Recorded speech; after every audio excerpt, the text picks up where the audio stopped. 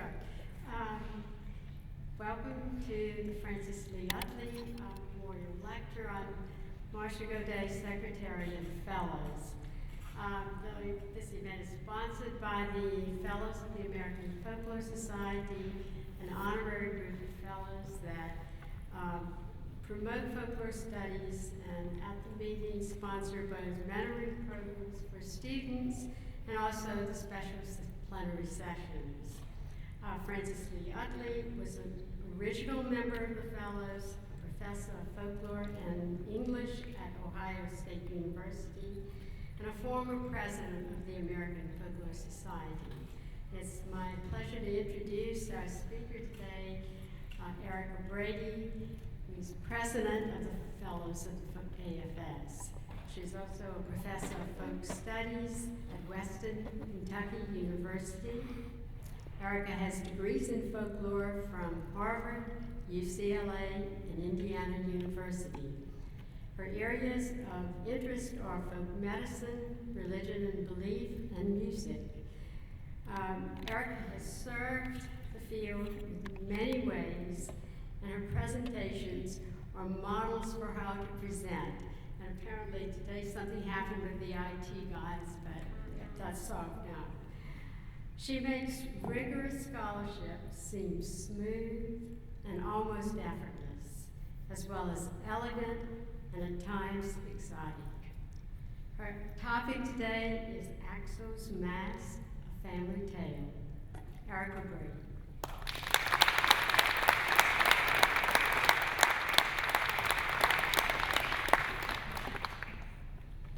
For those of you who came in late, we did have a late start because the candidates forum went almost half an hour over, and then we had our own little glitches to work through. But I would like to begin by acknowledging a major influence on me, who was someone who was never a teacher of mine. In fact, he was my choice for last year's Utley presenter, John Swett, whose work raised many of the issues that have emerged for me in developing this paper. This is a family story.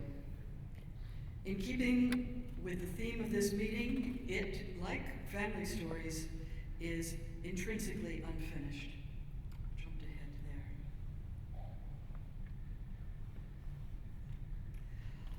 The screen is a little smaller than I'd anticipated, but the gentleman is Axel Emanuel Switzer, who is my maternal grandfather. Born in 1883, emigrated to the U.S. from the Danish Virgin Islands. Jumping.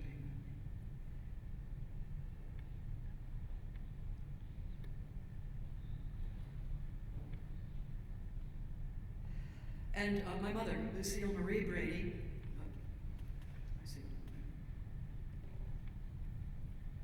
Lucille Marie Switzer Brady was born in 1928 in 40 Fort, Pennsylvania, and passed away in Bowling Green, Kentucky, just a couple of years ago.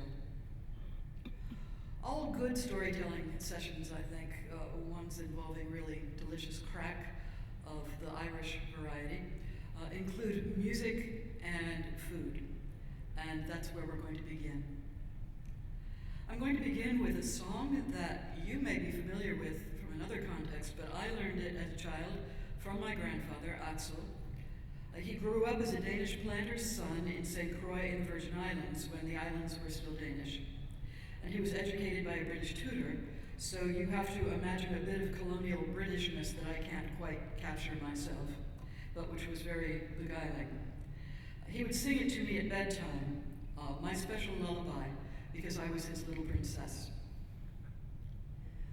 Lay down, little princess, lay down and take your rest. Lay your cares upon your Savior's breast. I love you, but Jesus loves you the best. And I bid you good night, good night, good night. I bid you good night, good night, good night. That's this is my grandfather, Spitzer in his later years, this is how I remember him. Is he not a dapper gentleman? He's got his cigarette holder. You can't see his watch chain, but it's there. This is really pretty much how he dressed every day of his life. And I really love this picture. His hair would be kept very closely cropped, just like that. And this is the food. This is a St. Croix specialty known as Viennese cake. The St. Croix Viennese cake has little to do with Vienna, I believe, though it probably owes something aboriginally to a kind of proto-Sachetot. Based on recipes in a shabby spiral-bound island-printed booklet, my version is a Genoese cake, for those of you who are cooks, very buttery and eggy, and there's a different fruit and rum flavoring between each layer. The layers are very, very thin, and they're island fruit, guava, lime, pineapple, tamarind, orange. And like all fancy baking, this is a finicking process, and it goes against my usual preference for the forgiving amalgam foods. But the result is charming and tasty, if not quite as chromatically vivid as this photograph would suggest. And the making is not about taste anyway, it's about ritual. And the ritual in turn is about memory, a sense of memory that isn't even mine. My grandfather first described Viennese cake to me as we would sit on the porch swing of his last home, a white house on 1836 Murray Street, 44th, Pennsylvania. We would be looking toward the moody roll of the low Pennsylvania mountains, the Poconos. And even to the 10-year-old child in the porch swing beside him, Viennese cake stood out by name from the other strange foods that he recalled with such longing, so many of which I've now recovered and tried to cook myself. These other foods are not of European derivation, they are West African and Caribbean. Things like callaloo with okra fungi, malfait, akra, dunderslaw, gundi, and grout. I love saying that list over and over. Viennese cake. Now, I now realize it must have been one of those upper-class 19th century specialties that were taught to African cooks of the islands for special occasions. No doubt it was brought forth with pride when Karl, Prince of Denmark, and his entourage, his brother, Prince Valdemar, were house guests at Little Princess. Little Princess was the great house where my grandfather was born. It's gustatory evidence that an estate a few miles from St. Croix's capital of Christiansted could be an outpost of Scandinavian civilization, nodding courteously to Paris and Vienna for all models of sophistication. Okay, now that the food and the song have been properly introduced, it's time to remind myself that this is a scholarly lecture. I will now parade one of my favorite long words that I love to share with students, and that is pareidolia, the tendency to perceive expected pattern and meaning in stimuli where no such pattern or meaning necessarily exist.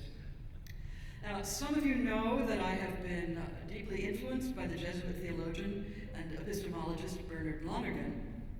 His model for a universal epistemological process by which we come to knowledge, that is a certain level of profound conviction, has been tremendously useful to me, especially in teaching matters related to the supernatural. Briefly, Lonergan suggests, this is Lonergan, jolly looking fellow, he was a Canadian, Ian Brody, who may or may not be here. Yes, there he is. He's a Lonergan fan, and I have to point out the Canadian connection. To come to a level of conviction that Lonergan called knowing, he suggested that there were stages that occur almost simultaneously. The first being experience. We have data of sense, things that we see, hear, feel, touch, and data of consciousness, internal, immediate response. Based on these matters of experience, we work with insight, which is the name of one of his major influential works. This is coming to an understanding of why the elements of the data are related somehow, or at least a hypothesis. This can involve naming, distinguishing, correlating, a number of other processes. And finally, at least provisionally, we come to judgment, which is an interpretive act of meaning that satisfactorily, at least for the moment, gives us an understanding, a knowing of the phenomena that we're faced with. This is particularly useful when parsing pareidolia phenomena such as, and I kind of scooped myself on this, but there's Hurricane Matthew. You can see a satellite envisioning of it, and then I suspect a rather enhanced view of a grinning Hurricane Matthew. And all of you know this kind of phenomenon, the Blessed Mother and the tortilla.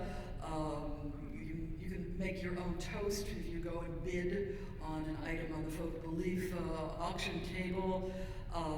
Many, many levels to this. And it's, although we tend primarily to think of pareidolia as visual phenomena, they can also be auditory, that process by which we mishear something that actually makes perfect sense. Or I would suggest it also inheres in the way we interpret narrative and artifacts, especially family narrative and family artifacts, where the origin points are not available to us. So let's get back to the food and the song. As a child, I knew that it was a song from my grandfather's own childhood, and we had so little from the islands that I cherished it. You'll all recognize it, surely from the Grateful Dead version, and perhaps from the Neville Brothers' powerful cover. As an adult, my folklorist curiosity was piqued, but as is often the case for us, we find out more than we wish we knew. And I discovered that it had a rather dark history. Apparently, its first publication in print was 1871, with words attributed to Sarah Dewdney, and the tune, I think rather improbably, to hymn writer Ira Sankey of Moody and Sankey, the sweet singer of Methodism. It was identified as a lowering down song. That is, it was a song that was sung at funerals for the actual lowering down of the casket or the body. It shows up again in print in 1927 in a privately published work from Chicago called the Island Songbook that was compiled by John and Evelyn McCutcheon, which, by the way, is also the source for the song The Sloop John B. A lot of that sort of revival, Kingston Trio-y, Caribbean stuff came from it. Here it picks up a bit of contextualization that was intended to be charming and is certainly the antithesis of the lowering down song, but which in fact chilled me even more than the funereal association. Apparently wealthy islanders would end their day with the servants gathered in the parlor. They were required to sing this song, naming each of the members of the master's family, while themselves retreating one by one, backing out of the room. Now, it seemed to me that a more revolting ceremony symbolically celebrating servitude could hardly be devised. I was really crushed by this. I couldn't bring myself, although I've always had to think of my own family as participants in not only such a daily rite, but also collusive in initially the practice of slavery in the islands and the continued brutality of the economic system based on sugarcane. There are few crops as cruel as sugarcane.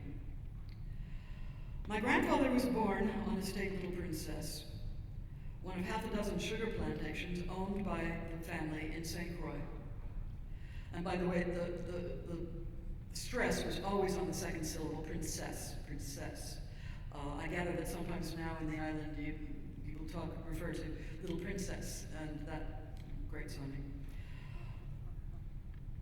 This is for the first grade house for Little Princess. It was built around 1749.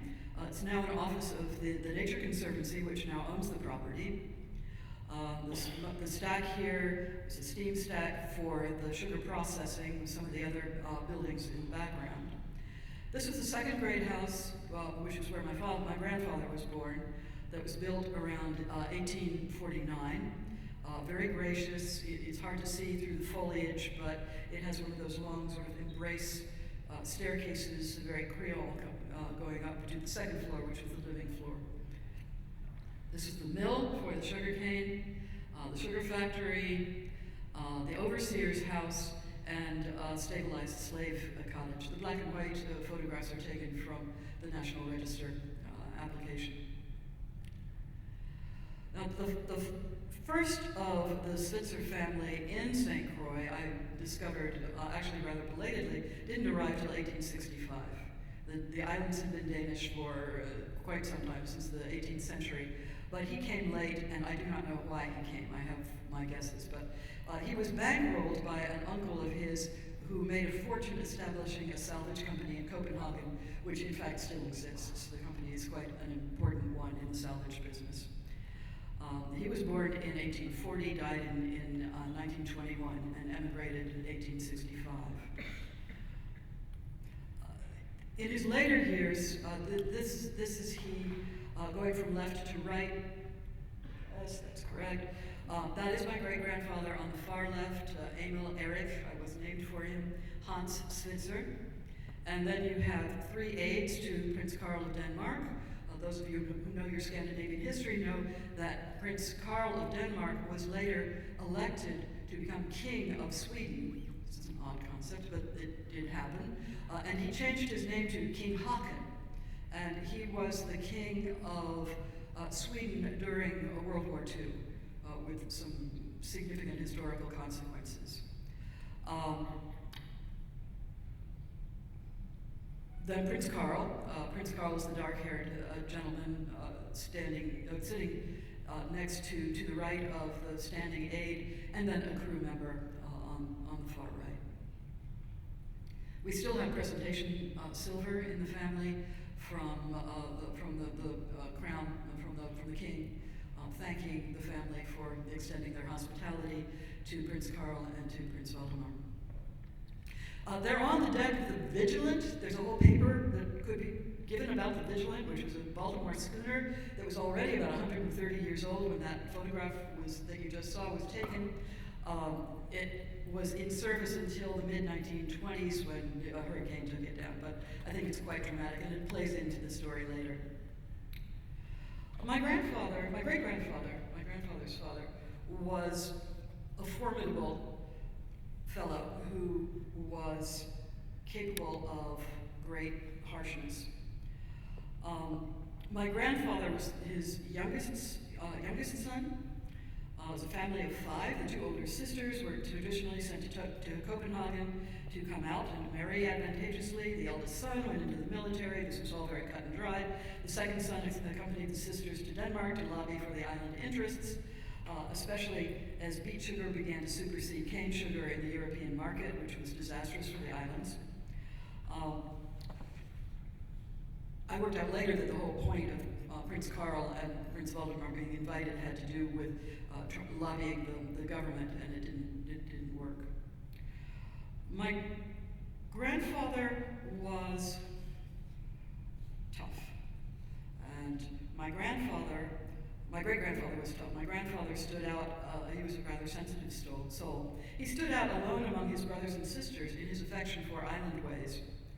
Decades later, a cousin would recall with mild astonishment his linguistic accomplishments, which included the notoriously impenetrable Dutch Creole, which was the language of the ex-slave community in St. Croix. English was my grandfather's first language, then Danish, French, and German. At festive times of the year, he would slip away from the great house, according to this cousin, and go down to the beach where a barrel of estate-produced rum was always provided for the servants and hands, and he would watch them dance barefoot in the sand, the intricate steps of the reels and quadrilles to fiddle and drum, giving an African swing to the stately steps, just as the way John Zwed and Morton Marks describes in their landmark article in Dance Research Journal. Sometimes daringly, for a boy of his family, he would join in. His father was a powerful figure in island politics, but he was a harsh man. His forceful character lingered in island folklore long after his death in 1921. This is from the family files. I'm sure you can't read it, but it is an account from the niece of Emil, saying, after grandfather's death, grandmother Switzer received 2 letters from servants, including money, saying every night grandfather came to them, telling them to pay grandmother for the cane they had stolen. Also, a servant returned 2 $10 gold pieces she had stolen from grandfather's box at Mount Welcome to return to grandmother. The woman said grandfather kept haunting her at night. This is all true. No, I'm not going to vouch for that. But the role of my great-grandfather in island folklore was still very vivid by 1955. In the Daily News from St. Thomas of the Virgin Islands, this poem was printed. It's called The Legend of Little Princess St. Croix, and it is by J. Antonio Vargas. The ghost of the long-dead Switzer rides at night across the palm tree shadows on silvery sands where little princess runs down to the sea. It guides an airy horse from beach to hill, reins held in fleshless hands, not lighter than does moonbeam dance on dew-spangled grass. Then does the shade upon a spectral stallion prance at will. Yet near the ocean's edge, they say, beside the master lies his mount, both buried deep. But mortared stone above their grave or not, the people murmur that they have their time to rise, forgotten pacts to keep, quite often strangely echoing hoofbeats may be heard in Christiansted when the wind is right. Then people nod and say, that's Spitzer's ghost upon his phantom horse. Better keep off the country roads tonight. He was, in fact, buried with two of his horses, or near two of his horses. He left orders at the time of his death that his two favorite horses, King David, and who was a pacer, and Pal, who was a mare, be put down at that time and buried near him. Family folklore had him buried with them, which is not quite right. They're down the beach from him. But that notion is something I grew up with, that kind of Viking funeral trope. My great-grandmother, his wife, Emil's wife, was a gracious shadow who's barely distinguishable in the back of the few photos I've found. The name on her grave is Marie Johanna Quayle Sitzer. My own mother had heard that she was an heiress of French and English heritage who brought 3 rich estates to the marriage as her dowry. Nannies in the family raised the children in proper upper-class way till they were ready for the schoolroom. Then the girls were turned over to a governess and the boys to a tutor. But the role of the third son was ambiguous. Unlike his brothers and sisters, he remained at home, looking after the plantations, feeling, I think, underappreciated and second best. He took refuge in those twin retreats of sensitive turn-of-the-century upper-class men, books and horses. He participated in amateur theatricals in Christiansted, playing Prince Hamlet at the age of 18 under the direction of his English tutor. Now, he had especially high hopes for a handsome bay filly whom he had bred from a favorite mare. The filly's name was Tura. But when his eldest brother returned from one of the many skirmishes dissipating Danish military resources at the turn of the century, Tura was presented to the warrior son, his oldest brother. Within a day, my grandfather was on the Vigilant that you saw, bound for St. Thomas. From there, here to Miami, Florida, beginning his long self-imposed exile. He was 19 when he ran away. He told nobody in his family, but warned his beloved friends in the kitchen and the quarters. In the dark of the morning, when they should have been preparing breakfast, they came down to the dock to see him off. The oldest woman in the household, born a slave, her eyes shining with tears, presented him with a little basket of fresh eggs. Aside from some books and his clothes, those were all that he took with him, and he never returned. At that point in the porch swing retelling, he would grow silent, and I would fill with a terrible, helpless pity as we swung back and forth, because I seldom saw grown men cry.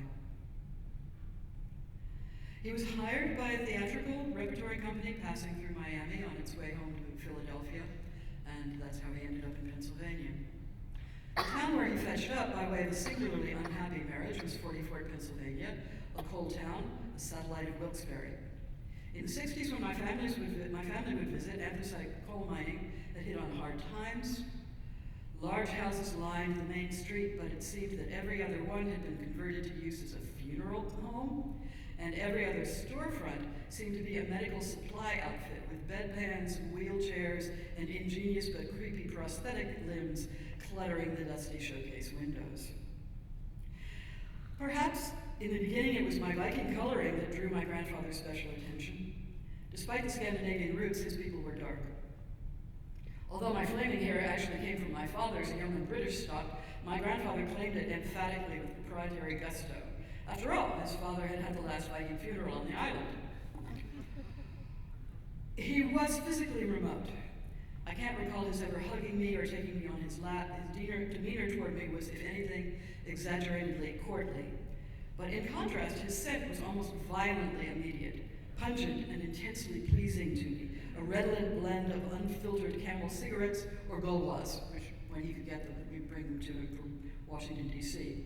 Hall's mentholyptus, cough drops, a smoky whiff of the kippered herring that he prepared every morning at 5 o'clock for his breakfast, and a strong, unmistakable old leather aroma of someone accustomed to horses, which must have been absorbed into his tissue somehow, because as far as I know, his stable days were long before. He was perhaps the loneliest person I've ever known, certainly the first person whom as a child I consciously recognized as lonely. We would sit in the porch swing for hours. My brothers went about their rowdy games, tearing around the garden, only taking a break to gap admiringly at the occasional train running by. And I would sit, hands folded in my lap, listening. My brothers kept bets, going to see how long I could sit at a stretch drinking iced tea without taking a bathroom break. Their little boy bladders were, I suppose, disdainfully about the size of walnuts, since they always seemed to have to pee. But I could go from lunch to dinner, nodding, listening, sipping tea, and asking the occasional question. And I actually traced my fieldwork experience to those porch afternoons with my grandfather. When I turned out to be bright and a reader, the bond between us was sealed with an almost biblical firmness. He found me a good translation of Aesop's Fables, actually a 17th century translation. He discovered that I could read aloud, precisely and expressively, and from that point he took my reading seriously in hand. I had, in effect, from him, the education of a turn-of-the-century young gentleman. Plato, Emerson, the Stoics, Marcus Aurelius, Epictetus. He brushed my fences, but I was eager, and where I didn't understand, I still rode the roll and rhythm of the words with great joy. And above all, there was Shakespeare. He was Romeo, I was Juliet. He was Hamlet, I was Ophelia, which was what he called me when he wasn't calling me little princess. He was King Lear, I was Cordelia, and on through the repertoire of parts he played as a youth. Portia, of course, but not so much the Portia of the Merchant of Venice. He didn't really like the Merchant of Venice much. There is a lesser-known Portia, who was the wife of Brutus and Julius Caesar. Some of you may remember this. This Portia knows Brutus has a secret, that he's going to assassinate Caesar, and he's not confiding it to her. To demonstrate her trustworthiness, she undertakes a conversation with him, reproaching him for withholding his heart from her. When he still resists, she draws her robe aside to show that she has thrust a dagger into her thigh, which has been there the whole time. If, undergoing that pain, she can speak naturally to him, surely she can be trusted. My grandfather loved that scene. We did it over and over. He loved all the Stoics, but that was it. And it was a strong scene, but it was a strange one to enact over and over with a girl child not yet in her teens. And it taught me some lessons I perhaps have been better off not learning about pain and endurance and their supposed rewards, and about play acting.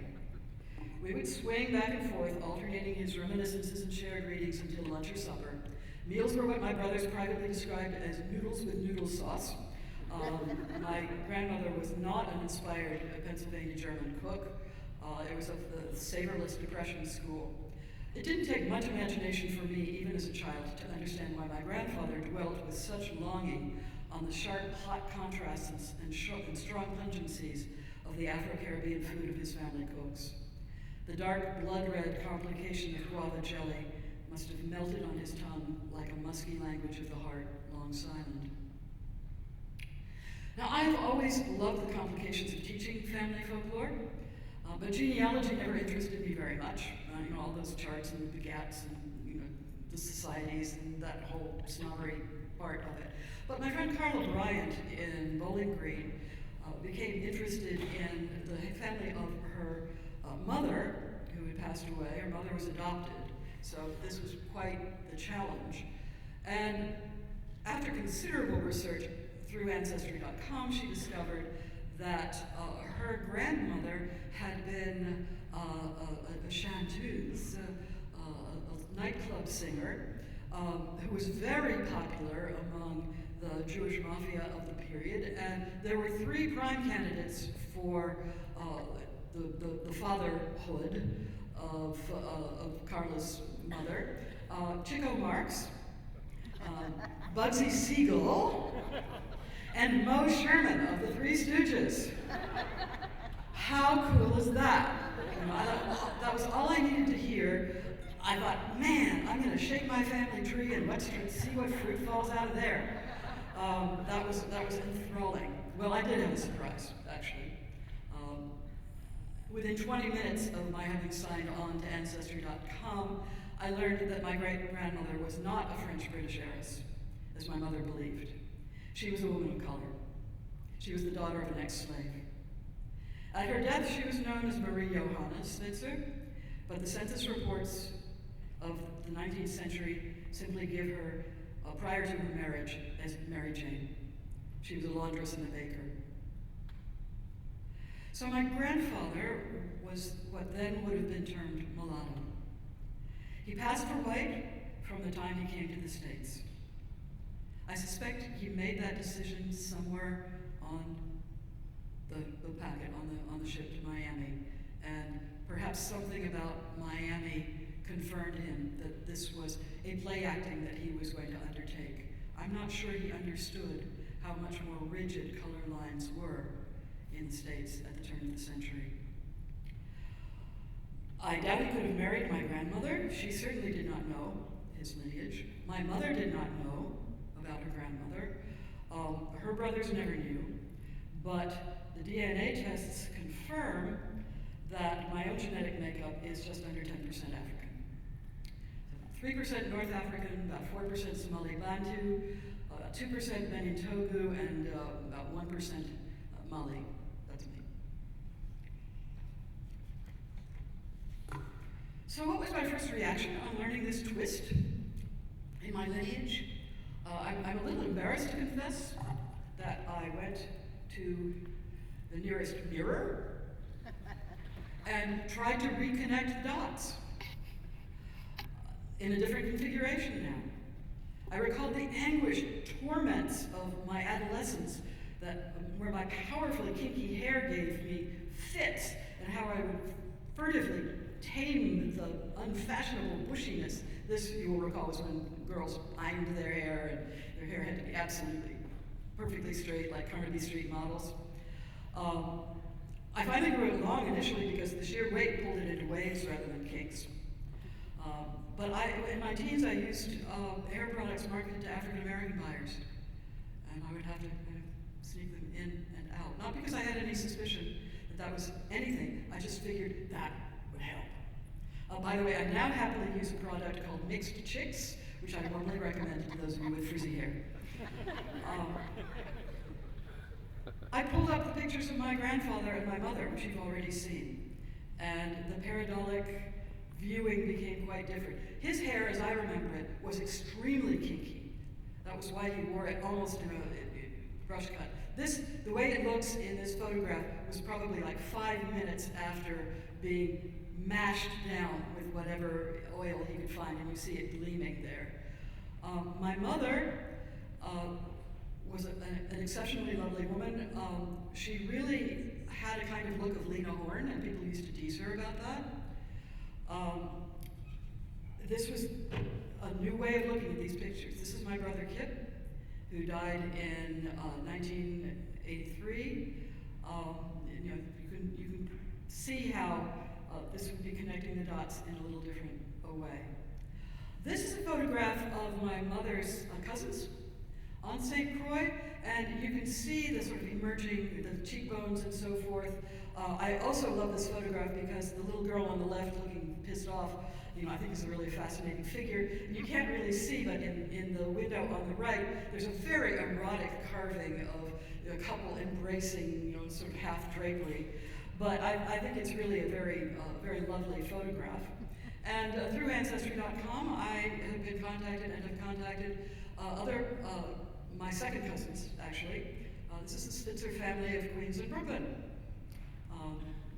which I think make a very handsome showing. And as you can see, they have retained the Danish naming practices, Emil, Akil, there are some others in there. I'm closest to Jennifer. Now, what I really was beginning to learn was the extent of the play acting of my grandfather's life.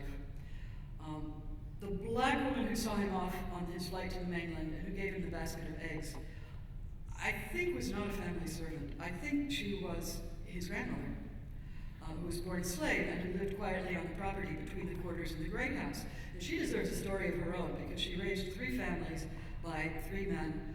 All of those families prospered, and mostly they're still on the island. It was only my grandfather's family that didn't do so well. My great-grandfather, her son-in-law, looked after her very tenderly. He would bring her little dainties from the great house and medicine when she was sick. You know, this turns up in a lot of the accounts of the fact that although he was a harsh man, he had a tender heart. So this brings us to the notion of masking. My grandfather's a mask. He loved Milton. One of the things we used to do was comus, which is a mask in the literary sense, M-A-S-Q-U-E. So in the title of this presentation, I've given it the dramaturgical spelling. But one spelling or another, masking and the secret of his racial identity defined his life choices until he died in 1971. One play that he would never let us act from was Othello. In a way, the life of an island aristocrat inevitably offered paths to pretense. Remember, he was only 18 when he first played Hamlet. This is not him. This is Laurence Olivier. And I don't know who the other fellow is. But the vernacular culture of the island included a prominent emphasis on a collage of European and African mumming traditions, which had to have caught his attention, along with the swing and stride of the creolized quadrille. This has been examined splendidly by Robert Nichols in the Jumbies Playing Ground, which is a folk studies in a multicultural world release from Mississippi. Masking must have seemed almost second nature, a second line of identity that could be put on and taken off, like gaudy rags and lofty stilts. These are Jumbies from St. Croix on their stilts, and they're quite fantastic, I think, and that's the kind of thing that my grandfather would have seen and been familiar with. Danish social practice was far less racially marked than the American. Race was not even listed on census records and other documents prior to the U.S. takeover of St. Croix in 1917. Perhaps he had no clue of the complexities and rigidities of legal and social matters that he was buying into on the mainland when he chose to pass. His life, like that of many, flipped the old theatrical custom of blackface in ways that took a terrible personal toll. And here is the very famous comedian Bert Williams, brilliant and beloved, who as a black man performed in blackface, much discussion of that in the scholarly literature. When blackface went out of fashion for both blacks and whites, he lost a part of his performance style that he regretted really till the end of his career. Recent scholarship on 19th century minstrelsy, without ameliorating the essentially racist attitudes of white audiences and performers, has reevaluated the social forces and personal motivations offered by the akimbo culture of black North Americans. Works such as The Extraordinary Creolization of American Culture by Christopher J. Smith, Eric Lott's Love and Theft, W.T. Lehman's Raising Cain, blackface performance from Jim Crow to hip hop, and of course the seminal works on creolization of our own, John Swed and Roger Abrams, have examined the liberating if exploitative fantasy of subversion at play in playing temporarily at being black. In my grandfather's case, with every tool of a European and British privileged upbringing, in the context of the North American mainland, found himself playing permanently at being white. A claim indeed that he had a right to by virtue of his Danish parentage. Nevertheless, to do so was dangerous. His 2 sons died young.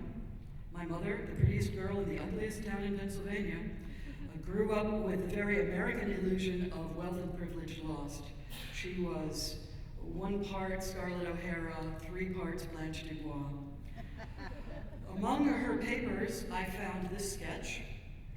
You probably can't see it very well, but it's what she supposed a coat of arms would be. Now, this was a merchant family. You know, they were not nobility. They would not have a coat of arms, but she loved this idea, and she included little symbolic elements that were symbolically important to her.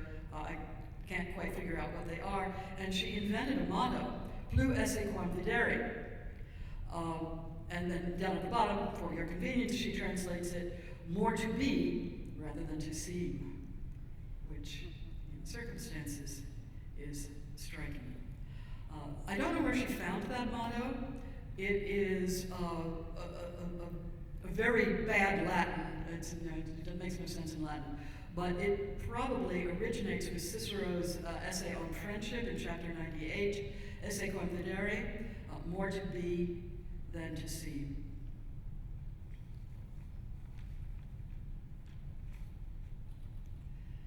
And there's me. Each February before my birthday, I assemble what I need to make a Viennese cake.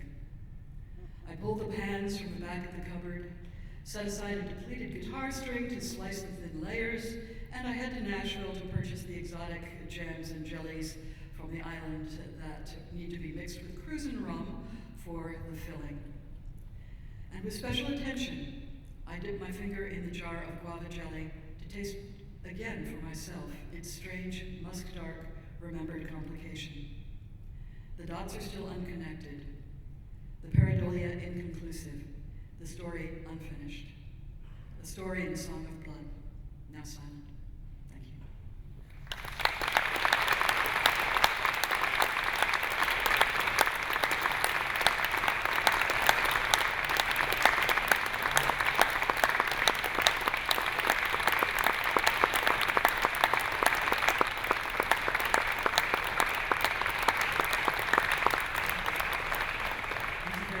And I would now like to invite the students and the fellows among you to the reception at the Japengo room. I'm hoping that Marcia has things set up and ready to roll there. It's been a privilege to be the Utley speaker for this year, and it's been a privilege to be president of the fellows. Thank you for coming out.